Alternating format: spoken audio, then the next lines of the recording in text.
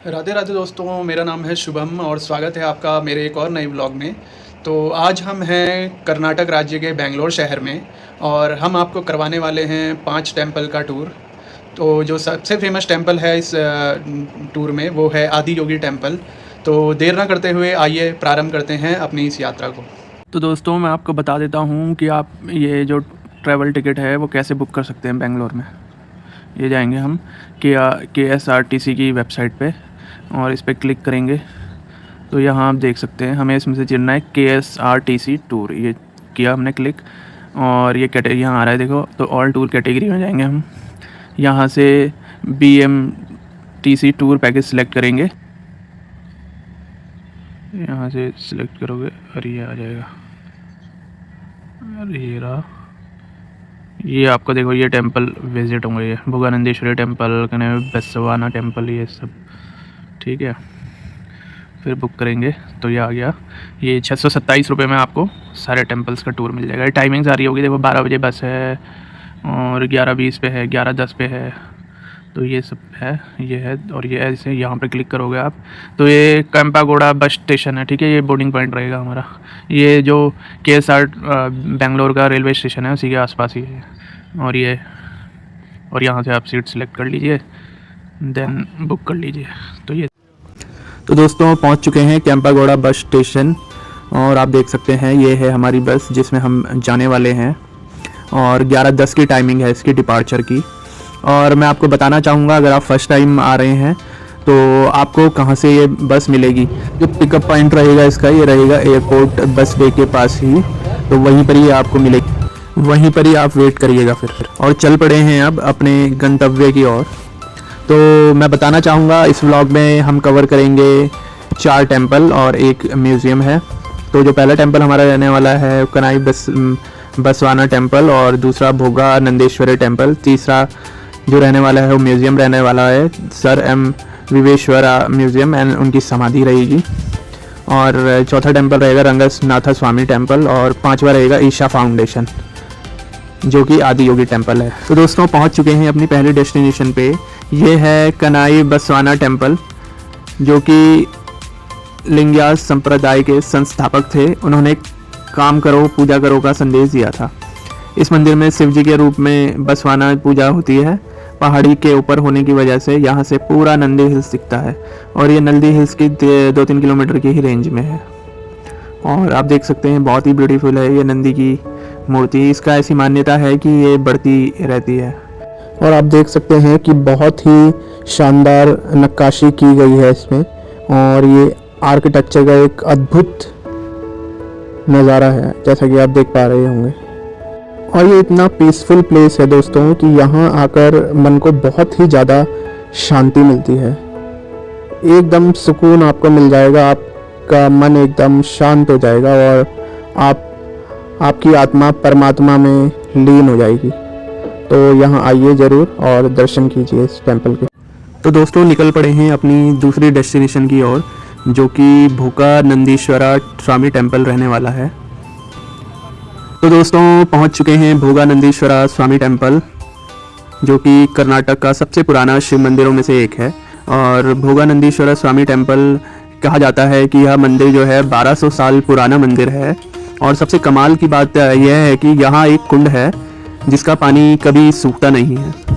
और इस मंदिर को 9वीं शताब्दी में बाना वंश के राजा ने बनाया था। बाद में इसे चोला होसलाई और विजयनगर के राजाओं ने इसको और बड़ा कर दिया था।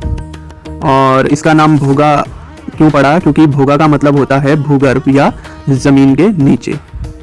और ये जो मंदिर है दोस्तों ये भगवान शिव और माता पार्वती को समर्पित है। और दोस्तों इसका आर्किटेक्चर देखो, ये होयसला और चोला स्टाइल का मिक्स है और हर पत्थर पे एक अलग अलग देवी देवताओं की मूर्तियाँ बनी हुई है। और ये एक अद्भुत उदाहरण है होयसला और चोला स्टाइल के मिक्स का, जैसा कि आप देख पा रहे होंगे वीडियो में। ये देखिए, ये देख सकते हैं आप, ये पूरा मंदिर प्रांगण का व्यू है। और मेरे पीछे आप देख पा रहे होंगे वो जो कुंड है उसी में उसका ही ऐसी मान्यता है कि उसमें हमेशा ही पानी भरा रहता है। और हमने देखा था उसमें तब भी पानी भरा पड़ा था। और ये जो मंदिर बना हुआ है ये ब्राउन रॉक से बना हुआ है। और नक्काशी आप देख सकते हैं जो कि आर्किटेक्चर का एक अद्भुत नज़ारा और उदाहरण है।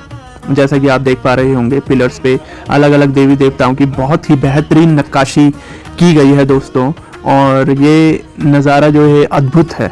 और दोस्तों, इस मंदिर की ऐसी मान्यता है कि यहाँ आप जो भी मनो इच्छा मांगते हैं वो मनो इच्छा शिव भगवान आपकी पूर्ण करते हैं।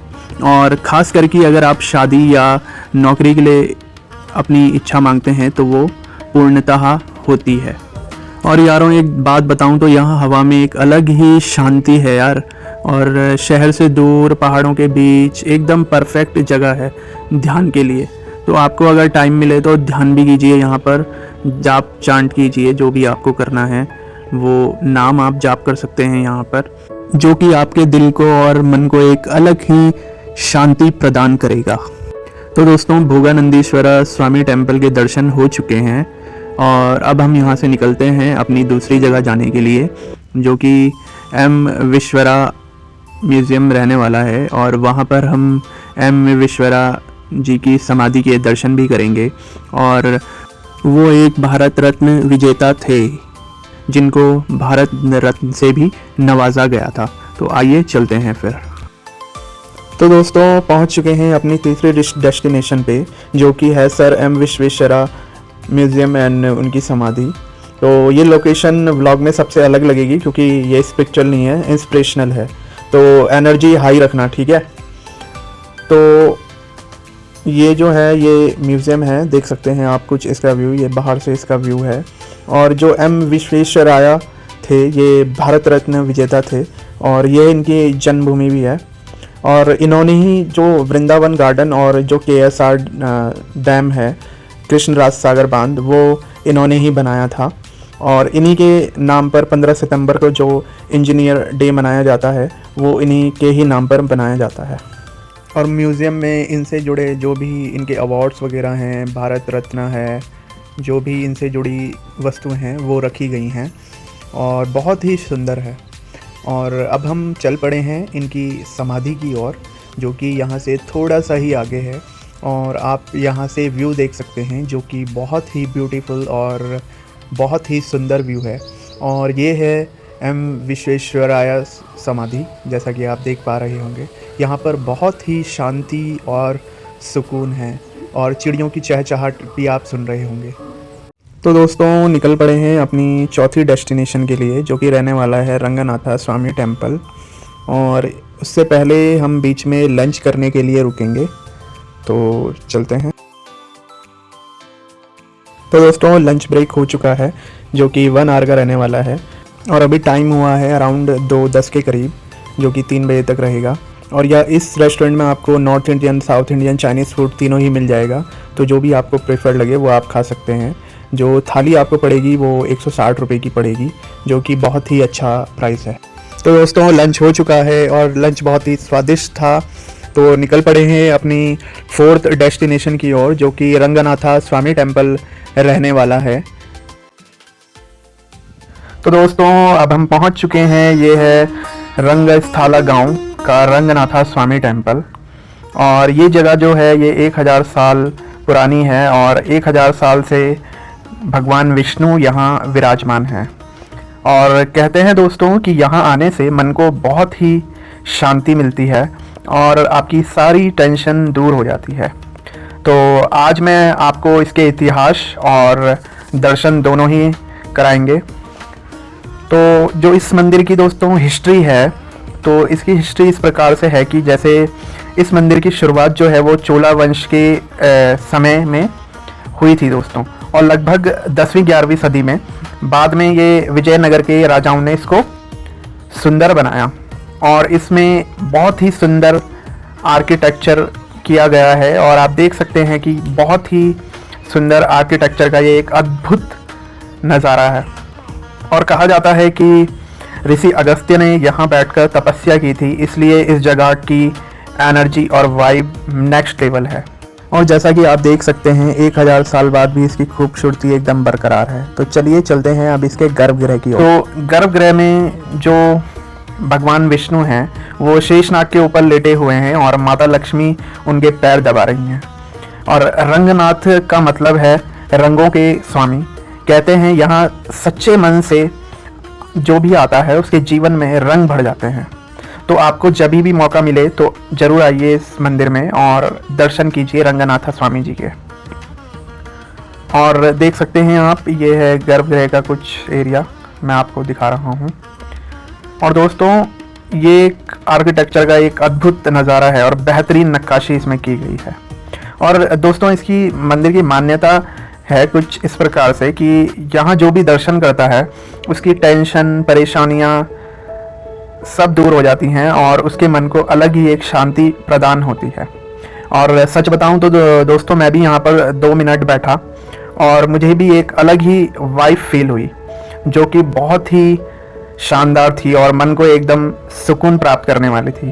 और आप देख सकते हैं ये मंकीज़ यहाँ बैठे हुए हैं, इनसे ज़रा आप सतर्क रहिएगा बिकॉज ये जब आप वीडियोग्राफी कर रहे होंगे तो ये फ़ोन छीन भी लेते हैं, तो इनसे थोड़ा बच के रहिएगा जब भी आप वीडियोग्राफी करेंगे। तो दोस्तों हो चुके हैं रंगनाथ स्वामी टेम्पल के दर्शन, तो चलिए चलते हैं अपनी ब्लॉकबस्टर लोकेशन की ओर जो कि हमारी 5th लोकेशन रहने वाली है और फाइनल लोकेशन रहने वाली है ईशा फाउंडेशन आदि योगी दर्शन। तो चलिए, तो दोस्तों निकल पड़े हैं अपनी अंतिम और फाइनल डेस्टिनेशन के लिए जो कि ईशा फाउंडेशन आदि योगी टेम्पल रहने वाला है। तो ये पहुंच चुके हैं आदि योगी टेम्पल जो कि बेंगलोर शहर से 60 से 65 किलोमीटर की रेंज में स्थित है। और ये आप भोलेनाथ की प्रतिमा देख सकते हैं, आदि योगी प्रतिमा जो कि 112 फीट की है। और यहाँ आकर जो मन को सुकून मिलता है, शांति मिलती है, मैं भरोसा दिलाता हूँ कि ये आपको और कहीं नहीं मिलेगी। और आदि योगी क्यों कहा जाता है इन्हें, तो कहते हैं 15,000 साल पहले शिव जी ने हिमालय में 7 लोगों को योगा का ज्ञान दिया था। वहीं से उन 7 लोगों ने दुनिया में योगा फैलाया। और ये जो आदि योगी की मूर्ति है, आदि योगी का मतलब है प्रथम योगी। जो सबसे पहले योगी थे वो शिव भगवान थे, पहले योगी, राइट। और ये जो मूर्ति है ये सदगुरु जी ने इसको 2017 में बनवाया था। और दिन में आप इसे देखेंगे बिल्कुल शांत और गंभीर दिखाई देती है, और नाइट में जो इसका एनर्जी रहती है वो अलग ही लेवल पर रहती है। तो दोस्तों अब होने वाला है दिन का सबसे कमाल का मोमेंट। तो देखो जो पीछे आदि योगी हैं अभी शांत हैं, लेकिन 2 मिनट में अंधेरा होगा और ये जो 112 फीट की मूर्ति है ये आपको मंत्र मुक्त कर देगी। तो 15 मिनट का लाइट शो और साउंड शो शुरू होने वाला है जिसमें आदि योगी की पूरी कहानी बताई जाएगी। तो दोस्तों मैं उस समय चुप रहूँगा, तो आप बस देखिए और फील कीजिए, आपको बहुत ही आनंद की प्राप्ति होने वाली है। और लाइट शो साउंड शो की जो टाइमिंग रहने वाली है वो 7 बजे से लाइट शो और साउंड शो शुरू हो जाता है जो कि 7:45 तक चलता है। तो चलिए आइए चलते हैं।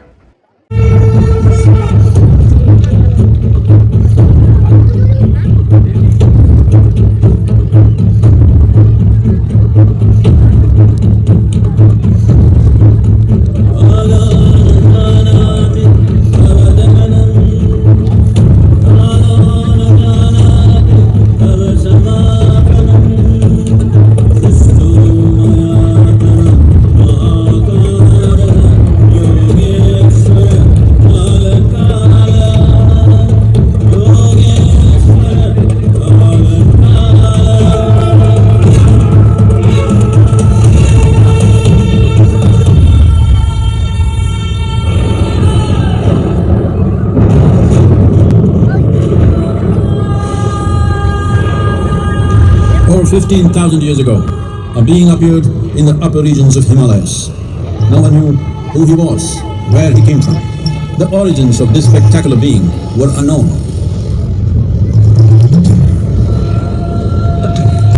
When his ecstasy allowed him some movement, he danced wildly.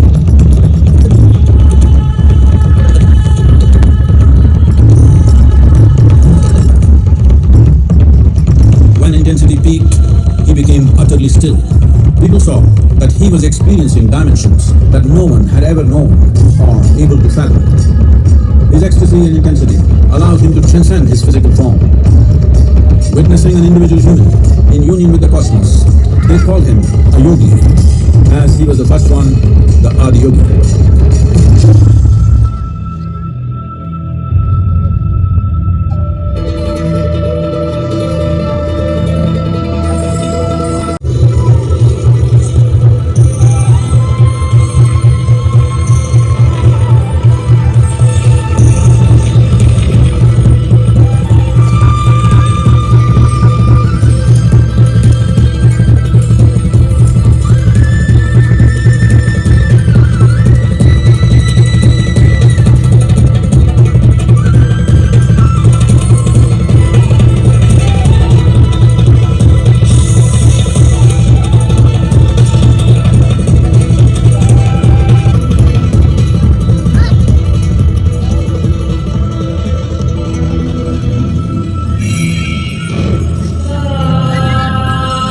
He transmitted the profound science of yoga in its full depth and dimension.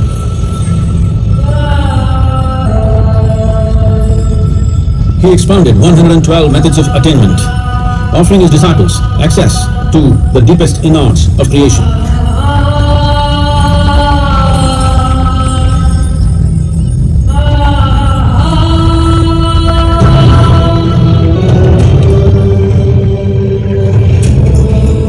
In this magnificent state of yoga, many mysteries of the created and the uncreated cascaded upon his unbridled wild hair.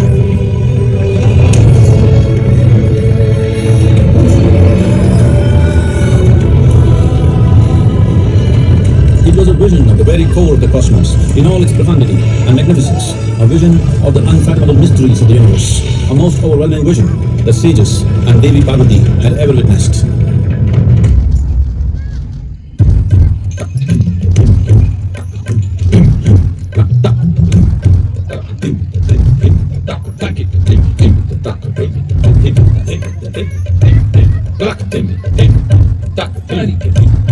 Devi Parvati, seeing Adiyogi reveling in ecstatic states, said, I want to have what you have. Show me the way.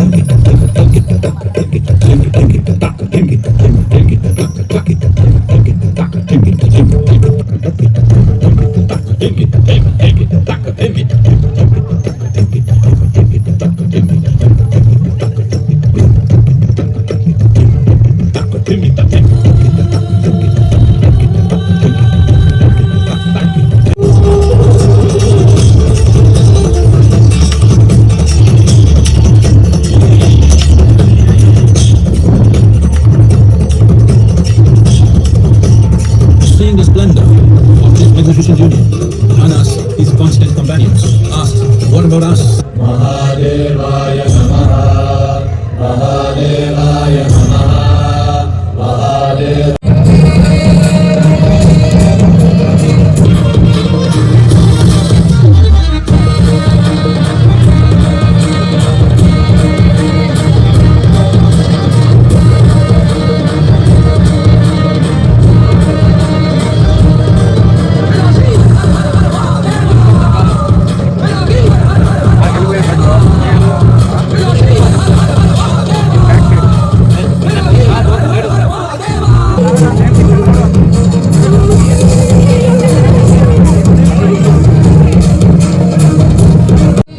तो दोस्तों कैसा लगा ये आपको light show?